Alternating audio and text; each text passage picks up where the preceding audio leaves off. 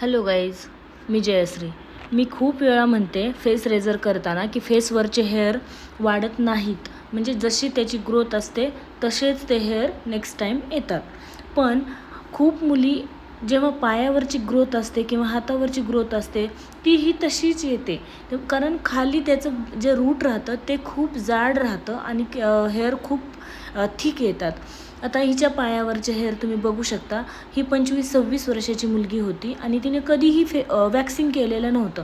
ती direct razor घ्यायची, कुठलं रेझर घ्यायची मोठंवालं, आणि त्याच्याने हेअर रिमूव्ह करायची. असं ती नेहमी करायची. पण आत्ता तिचं लग्न ठरलं होतं आणि मग ती फर्स्ट टाईम माझ्याकडं वॅक्सिंग करायला आली होती.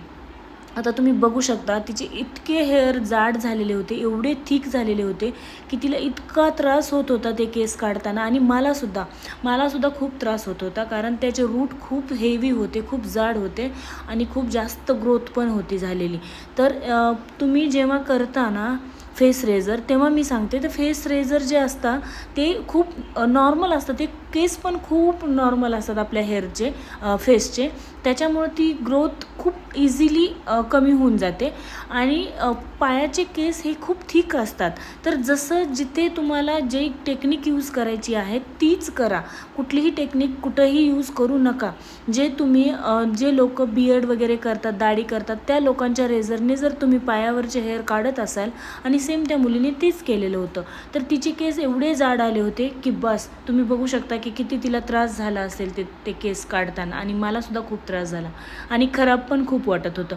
हायजीन तर बिलकुल नाही ठेवत मुली. आणि जर 25-26 वर्षाची मुलगी जर अशी राहत असेल तर विचार करा की काय कंडिशन असेल आपल्या इथल्या बायकांची. म्हणजे पार्लरमध्ये जाऊन 200 रुपये खर्च करायला त्यांना नको वाटतं स्वतःसाठी, आणि दुसऱ्याच्या कोणाच्या तरी लग्नाला जाताना वॅक्सिंग करायची काय गरज आहे. मी तर नेहमी म्हणते दुसऱ्यांसाठी का करता तुम्ही स्वतःसाठी करा, स्वतःला बघण्यासाठी करा. आयब्रोज करायचे असतील, मला लग्नाला जायचं आहे म्हणून करते. वॅक्सिंग करायचं असेल, मला लग्नाला जायचं म्हणून करते. का तुम्ही स्वतःला बघत नाही आरशात? तुम्ही तुमच्यासाठी नाही करू शकत या गोष्टी? नेहमी दुसऱ्यांनाच सुखी ठेवण्यासाठी, दुसऱ्यांसाठी चांगलं राहायचं, ही गोष्ट खूप मला समजत नाही हे काय असतं बायकांच्या मनात.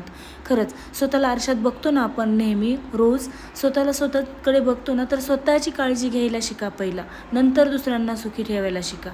आणि खरंच हे जर तुम्हाला काही वाटलं असेल याच्याबद्दल तर कमेंट करून नक्की सांगा. आणि thank you so much for watching, आणि फॉलो नक्की करा नवीन ट्रिकसाठी. Thank you so much.